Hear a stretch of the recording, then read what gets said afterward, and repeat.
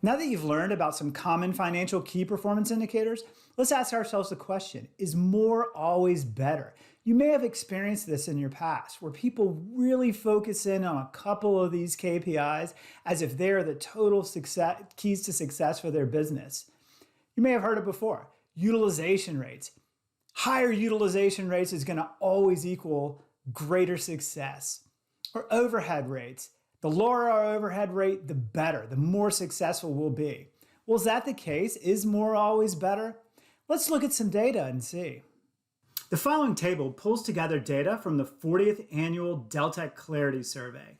Now, this is the one we talked about in previous lessons when we're mentioning industry benchmarks. What they've done in their survey is that they've pulled out information for high performers, and that's defined as those companies that are overachieving on profit. And this is about a third of the people that responded to this survey, make up the high performers. Now we can look at this table and we can see some things right off the bat.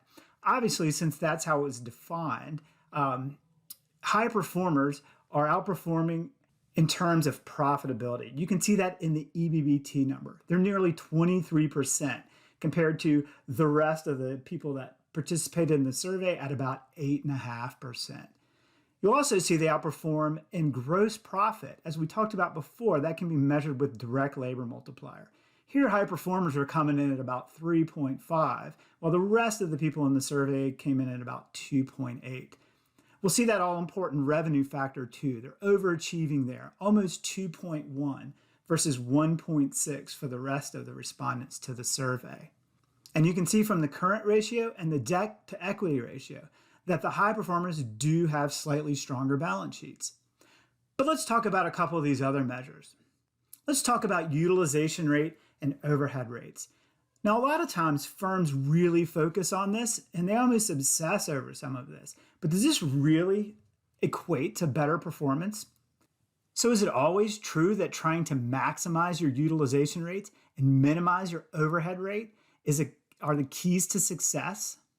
Remember, there could be very good reasons that you have higher overhead rates or lower utilization rates.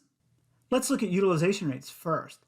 The high performance firms came in at about 59.4% utilization rate. Now the rest of the respondents came in around 60%. There's very little difference. In fact, the high performers are slightly less utilized than the rest. And let's look at overhead too.